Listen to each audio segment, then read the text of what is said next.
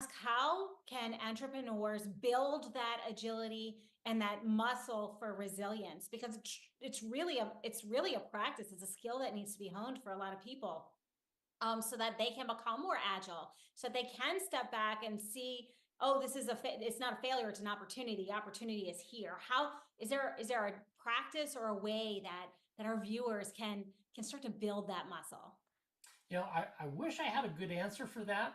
I'm not sure that I do. I tend to be one of those people that's always looking what's around the corner. And I think there's a wonderful book that I read by Peter Thiel called Zero to One. And in there, he talks about not looking to disrupt an industry, but rather find something that is needed in the industry. And so they started out in PayPal not necessarily trying to disrupt. We're not necessarily trying to disrupt. We're trying to extend. And so a lot like VHS movies, home movies, yes, they disrupted, but they didn't eliminate, the entertainment industry. They actually augmented the industry. So we look at this as not replacing the existing players, but actually extending and working and making aviation more affordable in more industries, and that extends the industry and grows it for everybody. And maybe you can, or maybe you can't share this, but I'm curious if you're going to go for more of the private market or the commercial market with commercialized air. Like, the private jet market is really taking off right now in a lot of spaces because of what's happening in the bigger airliners. So if you can't share, we understand, but have you thought about what entry point once you get to that manned aircraft and that passenger aircraft? After COVID, private jets have increased, use of private jets have increased over 300%. So there's a huge interest. We are looking at the existing airframers and we invite partnerships initially. We believe that it's going to be hard to go in and just, drop down billions of dollars to start making new jets. As a result, we can partner with these people, improve the sustainability of their current product line. And so I think that's part of it, is find who are the partners you can work with in an industry, as well as where you want to put a stake in the ground and say, this territory is going to be ours. I really like that approach. Thank you for sharing that. I just want to reiterate, find the partners you want to work with. How do you find those partners? Is it strategic only, or are we looking for aligned values? Like, what is it that is the secret sauce to partnership with DBT? I'm looking for people that I can connect with. At the end of the day, there's got to be kind of a gut connection. You certainly want, on paper, you want to go through the pros and cons and the check boxes and weigh it all out. But as they say, at the end of the day, it's got to make sense to your gut. And so I spend a fair amount of time on LinkedIn and connect with people, and some of them, we really connect with, and some of them, the check boxes are there, but they just don't seem to fit. So I think a lot of it is you need to find the people that are going to be part of your team, and partners and suppliers are really part of your team. And if they don't fit your mindset, where you're going, you're not gonna have smooth communications. You're not gonna connect well.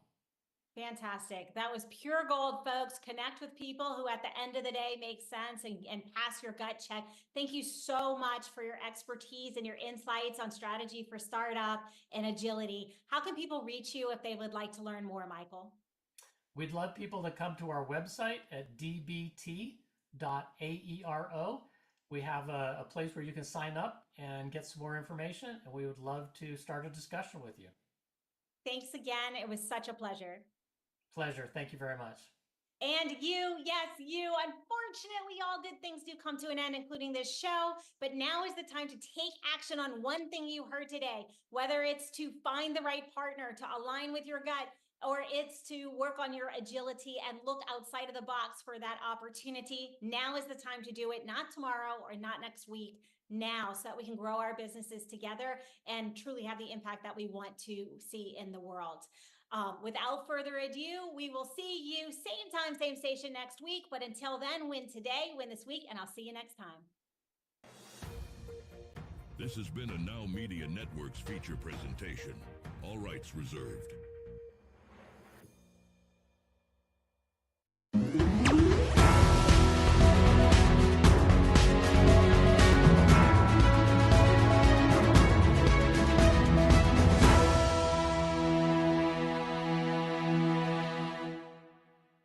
vayan a la cocina y se deshagan de esas ollas y sartenes que ya no sirven, que están viejos, llenos de cochambre. Mira, la batería Deluxe tiene un diseño increíble, la capacidad perfecta, el precio más bajo y además te olvidas de seguir cocinando en ollas que luego la comida te sabe mal porque ya están muy viejas. Y fíjate, Lu, que además del precio, de las capacidades, más el sartén tipo wok, que es mi favorito, y un regalo que son 12 cucharas de acero inoxidable.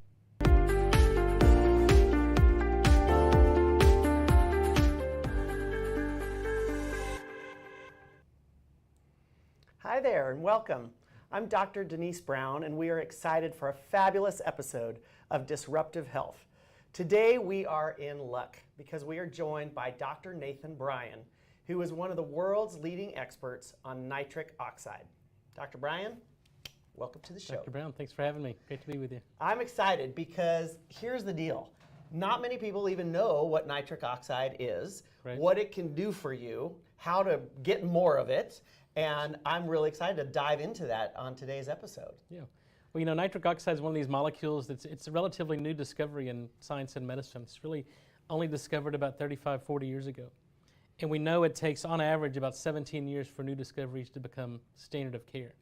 So that's why I think there's a slow infiltration and awareness around this. But nitric oxide is a naturally produced molecule. It's produced in the lining of the blood vessels, produced in our neurons in the brain. It's produced by our immune cells. But it's a signaling molecule. It's a gas that when it's produced, it's gone in less than a second, but it signals, its primary signaling is telling the blood vessels to relax and dilate.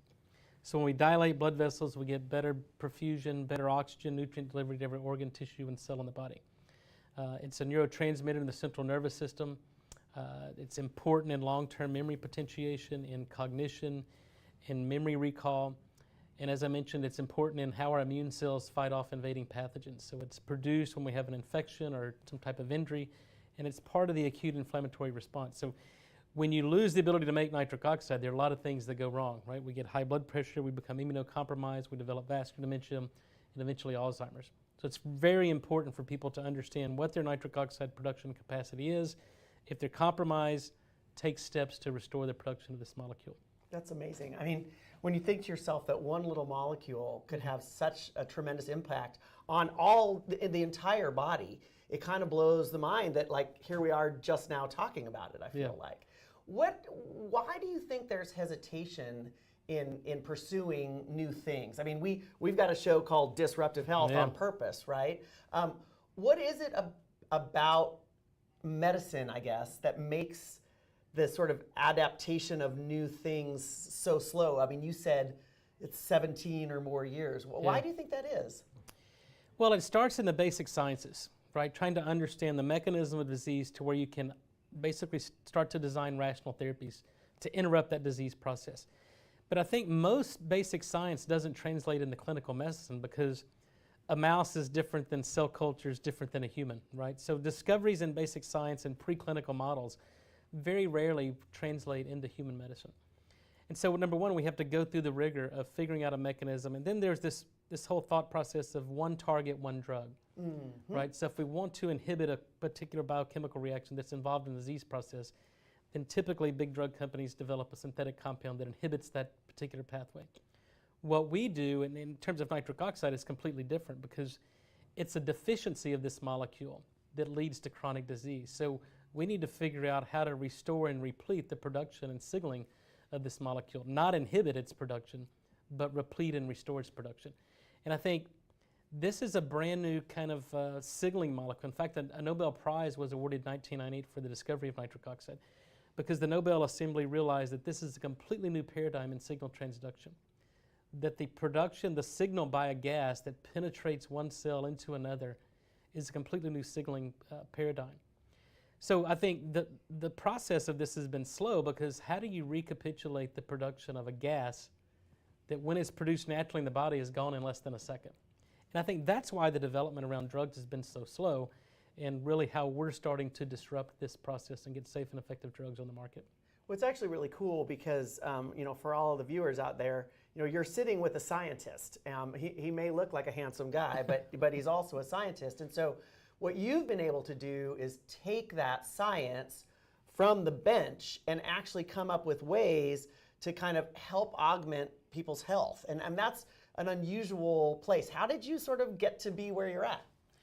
Well, I started in the nitric oxide field shortly after the Nobel Prize was awarded. So we knew it was an important molecule. We knew it had extreme importance, therapeutic value. But I think, and I've thought a little bit differently, and I think that's what allowed us to do what we've done, what no one else has been able to do. But this whole bench to bedside type philosophy on basic science doesn't work. Right. Right? It really, you have to go from bedside to the bench, figure out the mechanism, and then start to interrogate these pathways, and then go back to bedside. So what I like to do is take important clinical observations and then work backwards, figure out mechanism of action, and then start to develop rational therapies and then take it back to the bedside.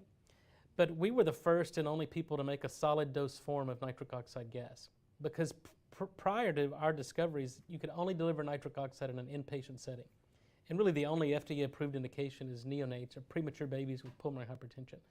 So how do you deliver this bioactive gas at a therapeutic level in an outpatient setting that people could do that? So that's kind of the riddle that we solved. So we make a solid dose form of nitric oxide gas. We figured out how to capture this molecule in topical applications, which we're developing for topical drugs for diabetic ulcers, non-healing wounds, and then the oral drugs for things like ischemic heart disease, Alzheimer's. Really, the amount of nitric oxide that we're delivering, I don't see an indication where nitric oxide would not be beneficial. It seems like nobody probably has too much. Well, there's dose dictates poison. Sure. So there is an upper limit, but those are very well defined signs of toxicity. There's something called methemoglobinemia, which it oxidizes the hemoglobin of heme and reduces the oxygen carrying capacity of the red blood cells. So you become cyanotic, blue around the lips. But those are whopping doses. Gotcha. So that's one sign of toxicity. The other is an unsafe drop in blood pressure. So if you take too much, you can get systemic vasodilation, you lose perfusion pressure, and first sign and symptom is syncope. You'll get lightheadedness and may even pass out just because of loss of perfusion pressure. But the doses that are toxic are very well defined, and we stay far below the doses of toxicity, and we deliver nitric oxide that's not only safe, but it's very effective in many different indications. That's really cool. I mean, the idea that you could sort of help to stimulate your blood vessels to allow more blood flow to all of your entire body, particularly the areas that suffer, like the heart or the brain or the feet, for example, in diabetes. It's really just amazing that you've been able to figure out how to do that with a tablet. And we're going to get into more detail on what that actually looks like. You said, though, it's a naturally occurring substance. How does like a normal healthy body make it? Is it something from your mouth? Is it something from where does it come from? Well, today we understand there are two primary pathways that the human body makes nitric oxide. One is in the lining of the blood vessel. So there's an enzyme that's found in our neurons, in our brain, it's found in our blood vessels. So the enzyme that's found in the blood vessels is obviously found in every organ, because every organ is supplied by an adequate supply of blood vessels. So this enzyme converts an amino acid called L-arginine into nitric oxide. So that's really responsible for the second-to-second regulation of perfusion, of blood pressure, and regulating blood flow upon demand. And then the other pathway, which we discovered about 20 years ago, was through the presence of oral bacteria. And this explains the benefits of certain dietary patterns, right? A vegetarian diet or a Japanese diet or dietary approaches to stop hypertension. These bacteria are responsible for converting inorganic nitrate, which is found primarily in green leafy vegetables, into nitric oxide gas. And then when we swallow our saliva, we get a burst of nitric oxide. So now this pathway, you can intervene dietarily and through capturing the activity of the oral microbiome. That's actually amazing when you think about the blue zones and whatnot, and all these healthy diets, Sardinia, Japan, Costa Rica. It may be that nitric oxide is actually the key to a lot of that, and because it's stimulated by particular diets. That's actually really interesting. Well, there's starting to be a clear mechanism of action of the blue zones. What allows people to live, and it's multifactorial, right? There's not a silver bullet. There's not a single. What we're finding is it is their diet. It's that they're not exposed to a lot of toxins and really, Western practices that are destroying endothelial function and destroying the microbiome. So things like mouthwash, fluoride toothpaste, antacids, some drug therapy completely shut down nitric oxide production. But in these blue zones, they're not exposed to toxins, they're eating a good diet, they have a sense of community, they're active, and really it's that combination of many things that allow for longevity. That's amazing. It makes me want to, like, first of all, it makes me want to go to Costa Rica. It also makes me want to eat more plants, which I suppose we should all do. So if someone really wanted to then kind of augment their ability, the most sort of significant thing that they could do is to sort of make some dietary adjustments then. Well, I think it's, the science of nitric oxide is very complex, but I think the solutions are starting to be pretty straightforward. Pretty straightforward. And so I tell people all the time, you got to do two things. Stop doing the things that disrupt it and start doing the things that promote it. So we can take those one by one. So what's disrupting nitric oxide production? It's really the Western diet, really the Western lifestyle, and sedentary lifestyle. We have to move. Moving, exercise stimulates the release of nitric oxide in the lining of the blood vessels. So stop using mouthwash. As we mentioned earlier, if you use mouthwash, it completely destroys the oral microbiome. And it's similar to taking an antibiotic every day. I mean, we know we don't do that, and there's a reason we don't do that, because it completely destroys the microbiome. And these bacteria that live in and on our body are doing things to help the human host. It's a symbiotic relationship. So using mouthwash destroys the microbiome, disrupts nitric oxide production. We see an increase in blood pressure, and you lose the protective benefits of exercise. And then fluoride is an antiseptic, and most toothpaste contain fluoride, so you have to remove fluoride. And then the other big culprit in inhibiting nitric oxide production are antacids, specifically what we call proton pump inhibitors. And these shut down nitric oxide production in the lining of the blood vessels, and they shut down nitric oxide production through this enterosalivary circuit and the nitric oxide. So those drugs, now again, if you take important clinical observations, we know that these drugs, people who have been on these for 3 to 5 years have a 30% higher incidence of heart attack, stroke, and 40% higher incidence of Alzheimer's. And the reason for that is because it's completely shutting down nitric oxide production. That's amazing. So 2 really easy things that we can do. And it's cost savings. Yeah, my goodness. Well, that's kind of exceptional, because I think there are a lot of people out there who just kind of go with the flow, have no idea, swig around a little mouthwash, feel fresh for later, and little do they know that they're having a potential disruption in a super important cascade across their entire body. Well, it's 2 out of 3 Americans wake up and use mouthwash every morning, and 2 out of 3 Americans have an unsafe elevation in blood pressure.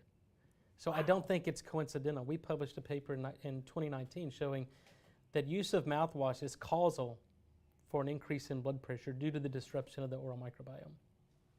No more mouthwash for me. No more mouthwash. All right. So that's actually amazing. There's 2 things that you can do to help increase the amount of nitric oxide that you have in your body, and they both seem pretty straightforward. We're going to be right back after a brief commercial break.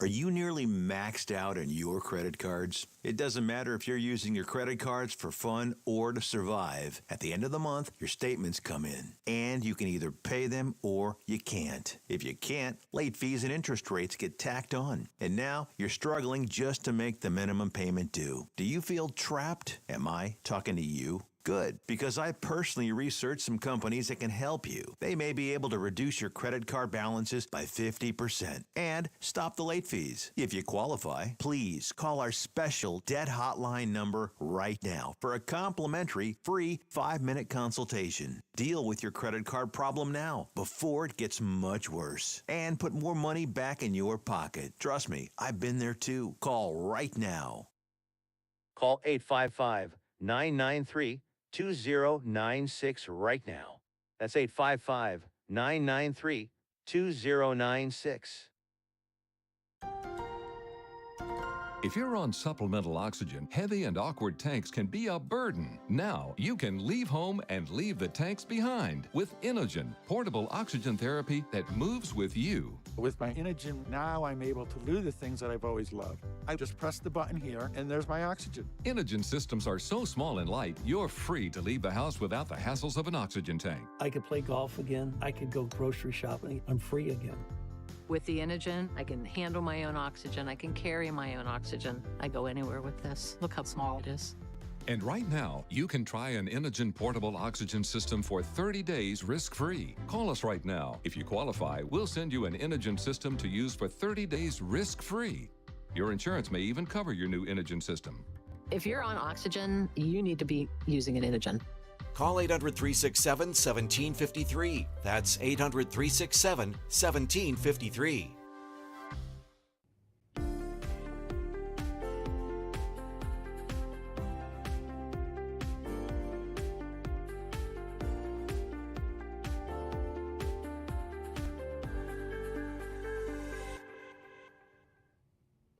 Welcome back to Disruptive Health. I'm Dr. Denise Brown, and I am absolutely thrilled to have Dr. Brian joining me here in the studio to talk about nitric oxide.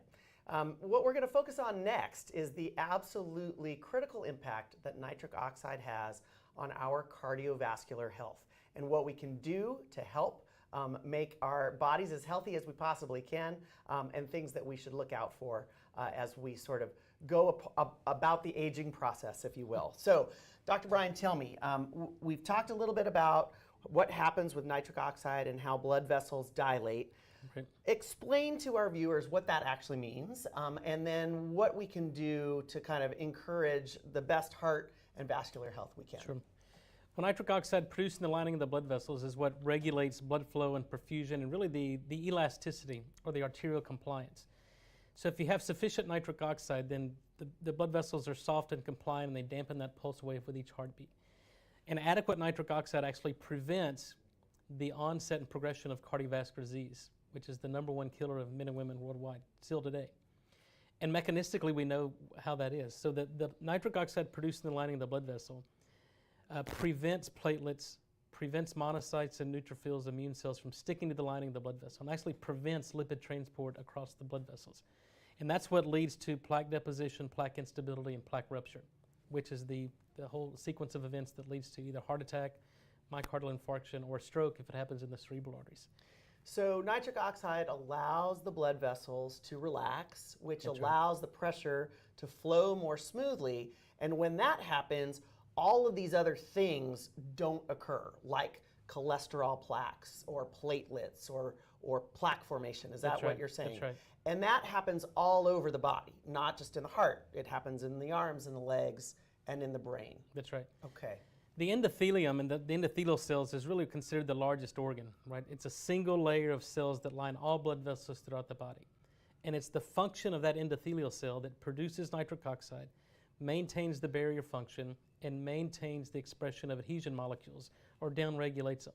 So as long as you have sufficient nitric oxide production, you don't get any of the downstream effects that lead to cardiovascular disease. And in fact, the functional loss of nitric oxide in the lining of the blood vessel precedes the structural changes we see in patients with cardiovascular disease or ischemic heart disease by many years, sometimes decades. Interesting. So it would be like you've got a room in your house, and you've got the sort of framing, and then you have the sheetrock, and then you have the plaster, and now you've got paint, and that top coat of paint is kind of helps withstand splashes or this or that. Right. And that's basically what nitric oxide is doing on the inside of our blood vessels. That's right. It's protecting anything underneath the blood vessel. Okay. And that's where cardiovascular disease starts, right? You get hyperplasia, you get smooth muscle proliferation, and then the lumen of the blood vessel starts to become closed. And that's stenosis and obstruction, obstructive coronary disease, which leads to, compromised blood flow to the heart, the ischemic pain known as angina. And so that whole process, we understand without a doubt the mechanism of cardiovascular disease. We certainly know how to diagnose it. Now the question is, how do we treat it? And I think it's not a lack of information, it's the application of that new science in the clinical practice. It's actually amazing, because what you're proposing is sort of the ultimate in prevention, really. So a lot of our sort of modern medicine focuses on it's already happened. The blood vessel is already narrow, so we can open it up. Or my cholesterol is already high, I take a pill to make it lower. Or my blood pressure is. What you're saying is, if we are very conscious about what our nitric oxide is, we don't have to do any of those things, because they only happen once that nitric oxide level's low. That's right. Well, I think we can all appreciate medicine today is a reactive practice. People only take action or go to a doctor once they develop symptoms or get sick or The first sign of a heart disease in many patients is sudden cardiac death, and then it's certainly too late. So what we're finding is that if you can prevent the age-related loss of nitric oxide production, you can prevent not just cardiovascular disease, but really many age-related disease. So we have to understand the production of this critical molecule and then employ strategies to restore it. And again, as we talked about earlier, you got to stop doing the things that disrupt it and then start doing the things that promote it. And if we can, what the basic science, and I think what we're translating now into clinical medicine, is if you can maintain adequate production of nitric oxide, then it really leads to the ultimate goal, and that's disease prevention. That's absolutely amazing. So let's talk a little bit about how all these things are connected. I think a lot of times people think like, oh, I have a heart attack, or oh, I had a stroke, or oh, I have an ulcer on my toe, and think of those things as different disease processes. But it's all really one disease process. It's the disease of the blood vessel. Absolutely. It just depends on where it's at. There's a vascular component to every single known disease. And there's really the infinite number of insults we give to our body every day, whether it's the food we eat, the toxins we're exposed to. The body always responds with 3 finite responses. It increases inflammation, oxidative stress, and immune dysfunction. And nitric oxide is what controls and regulates all of those. So if we can restore nitric oxide, we can dilate the blood vessels, we inhibit inflammation, we prevent oxidative stress, and we mitigate the immune dysfunction you see in any chronic disease. So whether it's heart attack, obviously it's an obstruction and a plaque rupture in the coronary arteries, a stroke, ischemic stroke, same thing, or in diabetic ulcers, it's lack of blood flow to the extremities. And so what does nitric oxide do? It opens up the blood vessels, and you now start perfusing every organ, tissue, and cell in the body. So it's really considered the holy grail in cardiovascular medicine. In fact, when the Nobel Prize was awarded in '98, Val Fuster, who was president of the American Heart Association, was famously quoted as saying that nitric oxide is the most important discovery in the history of cardiovascular medicine. And that was 26 years ago, and I think today that quote still holds true. It sure sounds like it. Okay, so is there a point where the horses run out of the barn? I mean, if I've been using mouthwash and fluoride toothpaste all my life, is it too late for me, or are there things that I can sort of do right now? No, remarkably, in terms of the microbiome, we know that these bacteria are really resilient. And in our 2019 paper, we published that if you stop for at least 4 days, then these microbiome, the bacteria, completely repopulate, and we can restore nitric oxide production.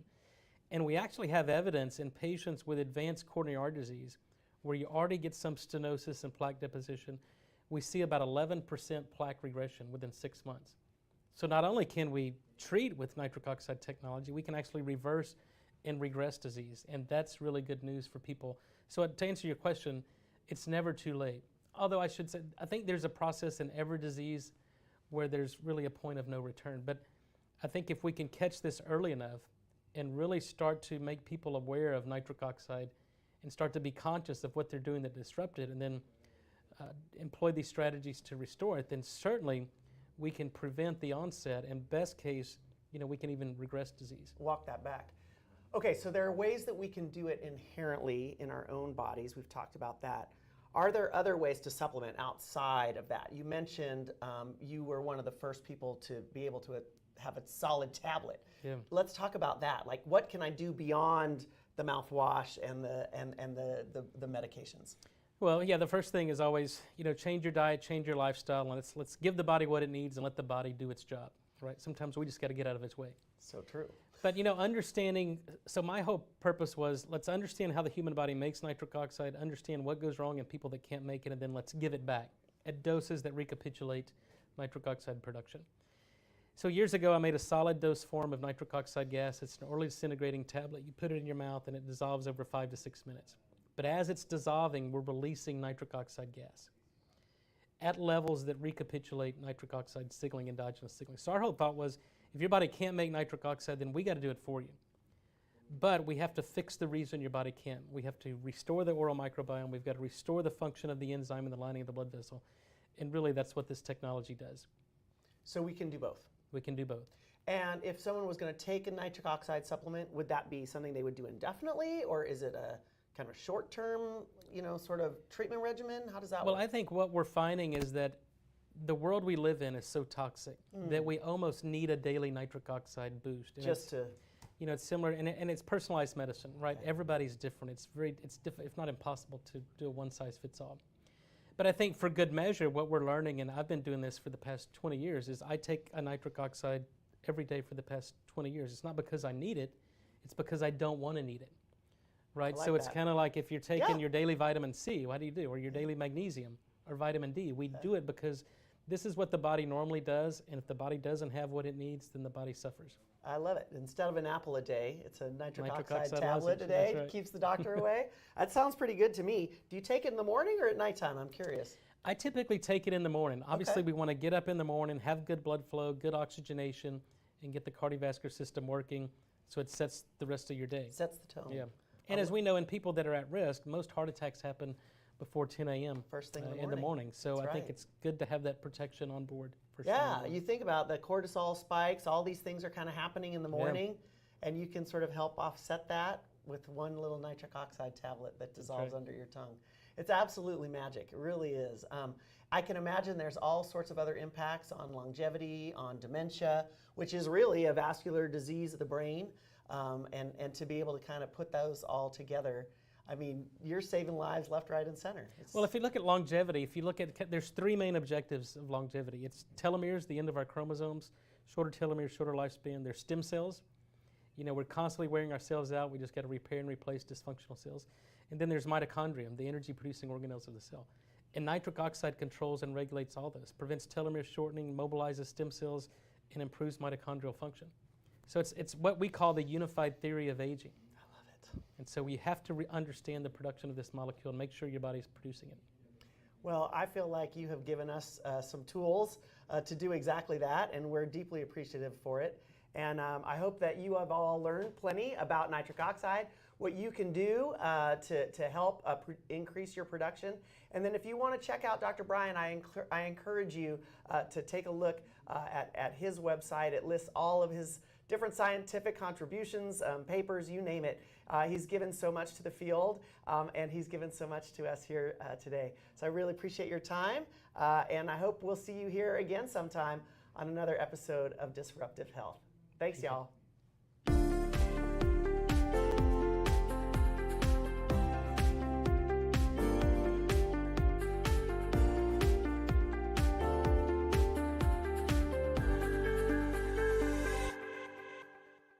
Taking a trip in the next 12 months? Airlines are under tremendous pressure and they're practically giving away their unsold seats. Like every crisis, this one will end too.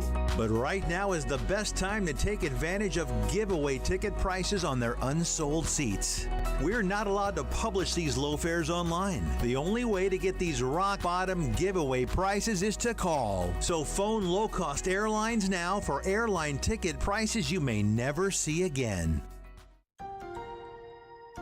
If you're on supplemental oxygen, heavy and awkward tanks can be a burden. Now you can leave home and leave the tanks behind with Inogen, portable oxygen therapy that moves with you. With my Inogen, now I'm able to do the things that I've always loved. I just press the button here, and there's my oxygen. Inogen systems are so small and light, you're free to leave the house without the hassles of an oxygen tank. I could play golf again. I could go grocery shopping. I'm free again. With the Inogen, I can handle my own oxygen. I can carry my own oxygen. I go anywhere with this. Look how small it is. And right now, you can try an Inogen portable oxygen system for 30 days risk-free. Call us right now. If you qualify, we'll send you an Inogen system to use for 30 days risk-free. Your insurance may even cover your new Inogen system. If you're on oxygen, you need to be using an Inogen. Call 800-367-1753. That's 800-367-1753. How would you like to go on a 5-star vacation for just $99? We're talking about the quality of a Westgate resort for $99. Not for one night, but for 3 fantastic nights at one of their luxurious destinations across the United States. And you'll even get a free $100 Visa gift card just for making a reservation. We've got some of the choicest destinations that you'll love in the United States that you can choose from for just $99 for a 3-night stay. Take your family, take a special loved one, but get away. Go on vacation with Westgate Resorts. Call now to make a reservation for just $99, and you get a free $100 Visa gift card. Call Westgate right now and book your vacation. Here's the number. Call 877-930-3491. That's 877-930-3491. Again, 877-930-3491.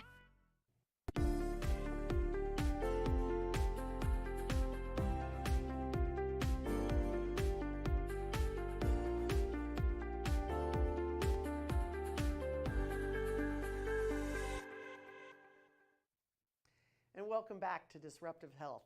I'm Dr. Denise Brown, and now joining me in the studio is Jennifer Hobson. We're very excited to talk to Jennifer about diets and what restrictive diets can mean for you, and more importantly, what you can do to avoid them. Jennifer, welcome to the show. Thank you so much, Denise. I appreciate it. So you are the owner and CEO of Shine Up Coaching, and tell me a little bit about the challenges that you work with your clients on facing. Absolutely. So to give you a little background about where I even came from and how I got to that, I grew up very connected to health and wellness. My mom even owned a gym for women while I was in college, which is a place that I worked. And my journey eventually brought me to health and wellness and changing my own health journey as well as my family's, and gave me the opportunity to bring my knowledge to my clients. And the biggest thing that I have seen, I've now been actively doing this for just over 7 years, is that people think there's a quick fix, right? They want the special pill, the magic powder, the special one day drink, and they think that's going to solve all their problems. And at the heart of it, the solution to health and wellness is one word: it's habits.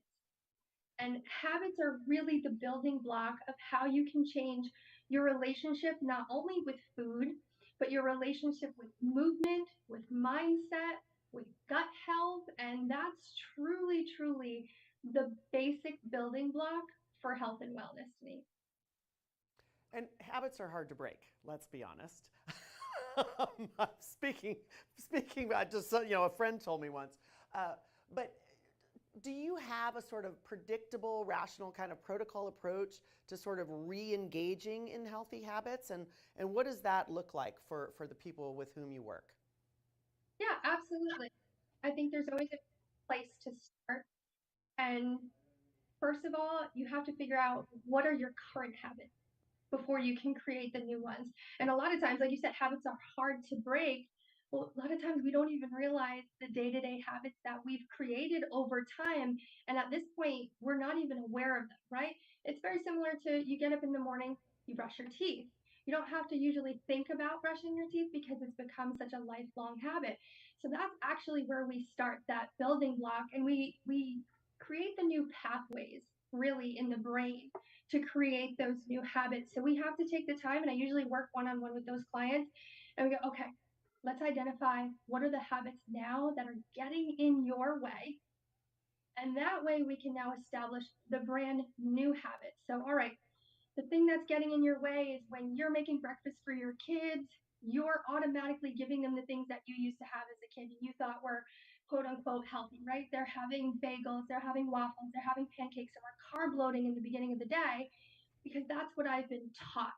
Not realizing maybe we can start the day with protein. So we look at all the things that are already established, and then we slowly start to create those new habits. And it's not going to be all or nothing, right? We don't start the program and go, all right, we're going to create 85 new habits. We're going to start with one. What's the one easy thing that we can change? All right, we can change and have a protein-filled breakfast. We're going to do that for a couple weeks. And then we're going to start to stack the habits. And I love habit stacking. It's one of the most effective things I've introduced to clients. How long does it take before a new thing that you're learning, we can call it a habit? Is there kind of a typical time span for that? I think that's like the age-old question, Denise. I think everybody asks. There's so many books and journals on it. What I have found for my clients, 30 days is just the introductory period, right? 30 days is you're figuring out what the habit is, how it works best in your day-to-day, and that's laying the groundwork. For me, the sweet spot of actually creating a habit is 90 days. And that's my personal experience with clients, with myself. There are different thoughts about it, but it's that idea. If you think of the brain, Your old habits have worn this really, really worn down path. That's why they're so created. We take 90 days and we're on repetition, we're starting to create those new neural pathways in the brain that lead to, the cognitive habits that you're just automatically doing. I love that. So instead of kind of trying to do everything all at once, which I think is the classic, New Year's Day kind of, and I'm going to lose weight, and I'm going to go walking, and I'm going to do this, you're really advocating a very kind of rational, diligent approach to kind of fixing things sort of one or two at a time, and being really mindful about that. And I think that's actually really exciting, because sometimes I think when you're trying to make change, change is hard, and it's very easy to feel, quickly overwhelmed. What advice would you give to someone when, it isn't magic and it does take time? Are there certain tips you have for us? That I always kind of fall back on are, it's not all or nothing.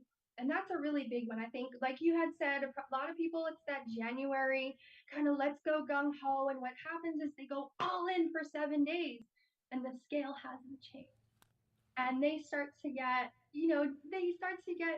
kind of frustrated, and they wanted that immediate, it's even like with business, it's with so many things, it's the consistent daily action. And a lot of people that start health journeys or diet journeys think that I have to work out for an hour and a half every single day. You know what makes a bigger impact? Instead of working out for an hour and a half and then you're so drained that you don't work out for another 7 days, is start with 15 minutes. And 15 minutes sounds so basic, but if you can do 15-minute consistently for 30 days, that's going to be more success. And the other thing that I always rely on with clients is it's progress, not perfection. If we feel the need to be perfect at anything we've just started, we've already shot ourselves in the foot. It's just like learning, a new skill. You might feel frustrated the first time you don't get it because you're not perfect at it, because we've told ourselves, well, I should just get, because I'm an adult, I should know how to do this. And it's the same thing with your health and wellness journey. Just because you enjoyed a cocktail on Thursday doesn't mean you have to wait all the way till Monday to restart your health and wellness journey. I like that. I think incremental progress is still forward progress, right? And exactly. Yeah, sometimes you think, oh, I have to do all of this all at once, and then it's really easy to just stay on the couch. Yeah, a lot of people, it's always the next Monday effect. And that happens a lot of times when people have and I don't really like the word diet, has the word die in it for a reason. I really like, what are you fueling your body with? But we always Monday it, right? I'm gonna start my new health and wellness journey. You have all that excitement like you do in January to start on Monday, and then you forgot there was a work event on Tuesday, and you were busy on Wednesday, so you forgot to meal prep. And Thursday is Thirsty Thursday, and Friday you're just so exhausted from the week, you're pretending the weekend doesn't exist, and I'm gonna next Monday it. And it's a very classic, very common thing that we all have, and we have to stop setting these parameters that we can't start exactly where we left off. I appreciate that, because it almost feels like, well, then why bother? But I think what you're suggesting is, hey, 15 minutes is better than nothing, and that, why make it so hard on yourself? I really appreciate that approach. I'm always laughing at these memes that say, oh, I had a kale salad for lunch, and I had a this and a that, and then at 10 o'clock, I had a gallon of ice cream. We're awfully hard on ourselves, aren't we? We love to shame and should all over ourselves. We love to play the should game. What I should be doing, what I should be eating, what I should be working out. And the words that I really focus on with clients are taking away perfect, taking away what you should be doing, how you should be showing up for yourself. Another way, you have to find intentional time to work on that journey on yourself. And shame game is just the blame game that just ends in guilt. It seems like a great mindset. All right, let's hear your thoughts on cheat days. I despise the word cheat. So do I. and I was like, I'm gonna be blunt with you. I despise the word cheat. I grew up negative connotation with the word cheat. Cheating is doing something wrong, and words are very important. So how you speak to yourself is also important. And I just call them enjoyment meals. Like, it's something that gives me joy. Maybe it's not there because I'm going to do a workout after, but you know what? It gave me a good emotion. The biggest part about it is some people do cheat meals and still feel guilty afterwards. They think that by saying cheat, it's going to let go of the guilt. And what ends up happening, your brain, cheat is synonymous with negative, and it just doesn't work that way. So, food is food. There's no good food, there's no bad food. There's food that fuels us. I actually just had this conversation with my almost 9-year-old. There's no good food, there's no bad food. Food is food. There's food that fuels us. There's food that we enjoy. There's food that gives us nostalgia and memories. And we have to figure out which one we need at this moment in our life to serve our body. Well, I appreciate that, and I really appreciate your mindset and your very tactical tips.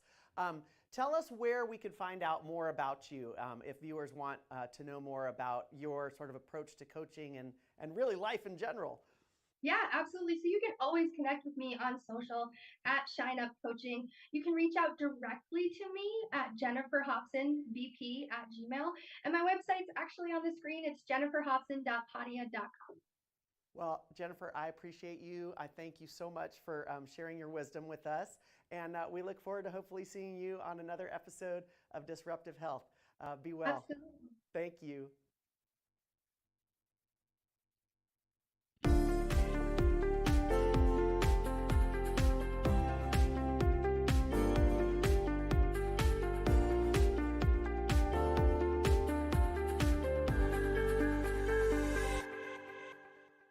Are you nearly maxed out on your credit cards? It doesn't matter if you're using your credit cards for fun or to survive. At the end of the month, your statements come in, and you can either pay them or you can't. If you can't, late fees and interest rates get tacked on. And now you're struggling just to make the minimum payment due. Do you feel trapped? Am I talking to you? Good, because I personally researched some companies that can help you. They may be able to reduce your credit card balances by 50% and stop the late fees. If you qualify, please call our special debt hotline number right now for a complimentary free 5-minute consultation. Deal with your credit card problem now before it gets much worse and put more money back in your pocket. Trust me, I've been there too. Call right now. Call 855-993-2096 right now. That's 855-993-2096. Do you have diabetes? If you have insurance, you may qualify for a new continuous glucose monitor. With a CGM, you can continuously track your levels and trends, spend more time in range, significantly lower your A1C, and share important data with loved ones and caregivers. Most importantly, a CGM eliminates the one thing most people with diabetes hate: painful finger sticks. Take charge of your health. Order your new continuous glucose monitor today. If you use insulin and have seen your diabetes care provider within the last 6 months, you may qualify for a CGM today. We'll do all the insurance paperwork and deliver your new CGM at little or no out-of-pocket cost to you. Medicare and most insurances cover continuous glucose monitors, so don't wait. Have your insurance handy and call the CGM Health Hotline now. Are you nearly maxed out on your credit cards? It doesn't matter if you're using your credit cards for fun or to survive. At the end of the month, your statements come in, and you can either pay them or you can't. If you can't, late fees and interest rates get tacked on. And now you're struggling just to make the minimum payment due. Do you feel trapped? Am I talking to you? Good, because I personally researched some companies that can help you. They may be able to reduce your credit card balances by 50% and stop the late fees. If you qualify, please call our special debt hotline number right now for a complimentary free 5-minute consultation. Deal with your credit card problem now before it gets much worse and put more money back in your pocket. Trust me, I've been there too. Call right now. Call 855-993-2096 right now. That's 855-993-2096.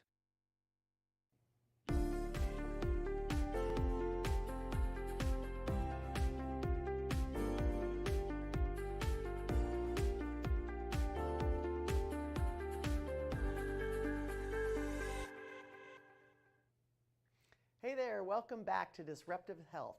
I'm Dr. Denise Brown, and joining me now in studio is JC Lopez. He's from Hona CBD. JC, welcome to the show. Super excited to chat with you about all things CBD. I feel like there's a lot of misconceptions out there. What is CBD going to get me stoned? My 80-year-old dad keeps asking me, so I have a vested interest in hearing your answer. But just welcome.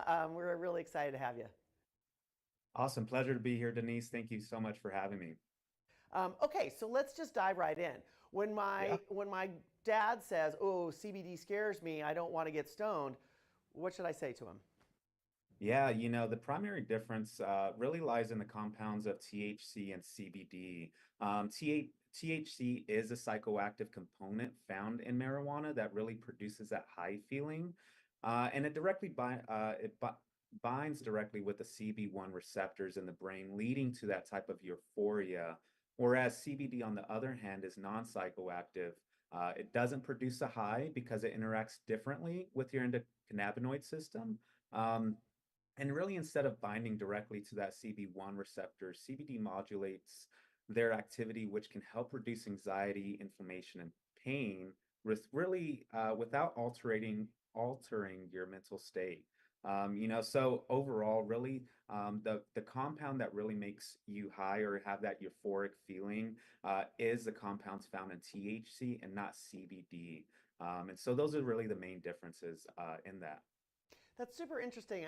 And I think one of the things that you kind of touched on just there that I'd love to kind of get at a little bit more is that we do have these natural receptors in our brains that are sort of designed for cannabinoid proteins, right? So it's already something that your brain is ready for.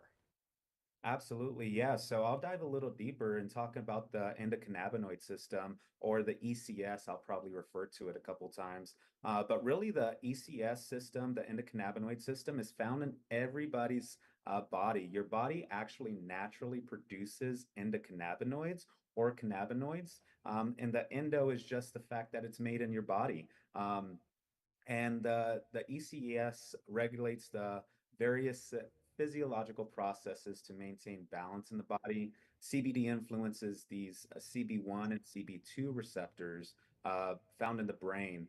So CBD1 is found in the brain and central nervous system, whereas CB2 is really found in immune cells or in your tissues as well. So yes, everyone has it. It's nothing that you kind of gain by just taking CBD, right?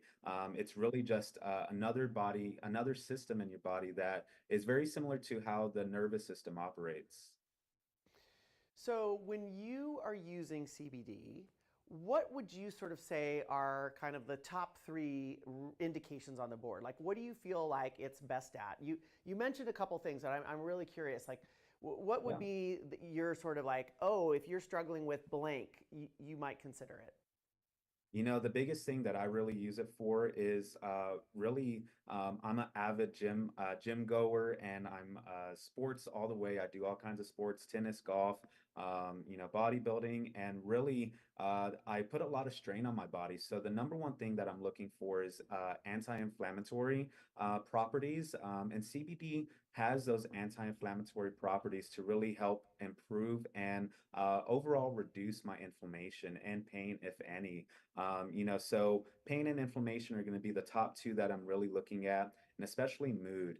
There's a lot of recent studies that are coming out to really see that these properties that CBD helps regulate is some of those exciting moods, right? And so if I'm overstimulated or if I'm understimulated, I usually take CBD to kind of help balance those. But overall, really, the pain and inflammation management is really what I'm looking for when taking CBD. So I've heard about a lot of people who are sort of very active in the kind of athletic space using CBD as one of many tools in sort of your recovery kit. Let's get a little bit more specific now then. How do you take it? Are you taking it topically? Do you take it orally? Do you do both? Like, what would be sort of, if I've just run a marathon, which probably is never going to happen, but let's pretend, what would be the way that I would sort of go about that? Yeah, so there's a couple of different ways. You can take it orally. You can take there's edibles, there's topicals, there's sublingual. Sublingual is just CBD oil. You place it under your tongue and let it digest that way, or let it absorb that way in your body. But the different ways that you take it really depend on kind of the bioavailability that you're looking for, and it's also influenced by the dosage that you're actually taking as well. So the way that I take it, it's really through gummies method. It's great. It's probably the best way if you're taking it orally. The bioavailability in that is longer lasting than typical CBD oils, right? And so because of the first pass metabolic stages. So without getting too scientific around here, really there's your body metabolizes these CBDs, or the CBD, in a lot of different ways. And really, what I'm looking for whenever I'm doing this is, especially training, right, is I'm going to take it orally before the gym to kind of help relax my body and help get my mood set right. So that way, I'm really focusing on the mind and muscle connection. And then if I'm having any joint pains, or typically after a bench or doing some back weights, really I'm going to have some pains in my joints. And so if I do have those type of joint pains, I'm really looking for topical, so that way I'm getting it right where I need it. And the bioavailability is also different when placing it on your body rather than taking it ingestally. Sure. So those are a couple ways that I take it, but I typically use both. I love it. So you might do a little bit pre as kind of part of your workout Yeah. preparation, and then afterwards maybe topical on some sore spot or something like that. That's actually really interesting. I appreciate that. So the other thing I feel like I hear people use CBD a lot for is kind of calming and anxiety. Can we talk a little bit about that? Yeah, absolutely. So there's been a lot of different studies in the minor cannabinoids and major cannabinoids. So just to kind of take a step back, there are over 150 different types of cannabinoids that have been researched through some of these. And what a lot of scientists are really looking at now is how can it really influence the serotonin and dopamine levels when taking CBD, and how can we really regulate and balance that mood, right? And so CBG is one of the number one cannabinoids that are being researched to help with the how do I say it? That, I guess, that anxiety spike. And seeing how to regulate those moods. So again, when we talk about the CB1 receptor in your endocannabinoid system, CBD doesn't really directly bind to it. However, it does influence how other endocannabinoids, the cannabinoids that your body naturally produces to help regulate that mood. And so, yeah, CBG is one of the leading cannabinoids that are being researched into seeing how we can reduce that anxiety levels, right? And so, yeah, that's really big, and so that's something that I'm really hoping we can get more research on, especially as science continues to open back up, right? Yeah, it's actually it's pretty cool because up until really recently, like not 2024, it was very difficult to study marijuana, right? Because marijuana has always been considered a Schedule One substance, and so you couldn't really study it in the lab. And so all of the sort of potential trials where you might take one medicine versus another medicine versus CBD, we've not really been able to do that, and that's recently changed. So what are you looking forward to the most, I think, now that that sort of has opened up? Where do you feel like CBD goes next? I think there's still so much studies to be done in all of the minor cannabinoids that we're kind of seeing pop up. Especially another one that I haven't talked about is CBN, which is a major one that's kind of coming into the limelight. I feel like just recently, maybe late 2023. I feel like, but CBN really helps with kind of sleep disorders, right? And so there's so many different types of CB cannabinoids that affect different types of ways that your body's trying to regulate itself. And so the biggest thing that I'm looking forward to as research continues to go on is one, understanding the efficacy and the safety profiles behind CBD through large-scale clinical trials. Additionally, one thing that we're really wanting to look at is regulatory oversight, making sure that you're getting right CBD compounds or correctly derived CBD rather, because you could get it from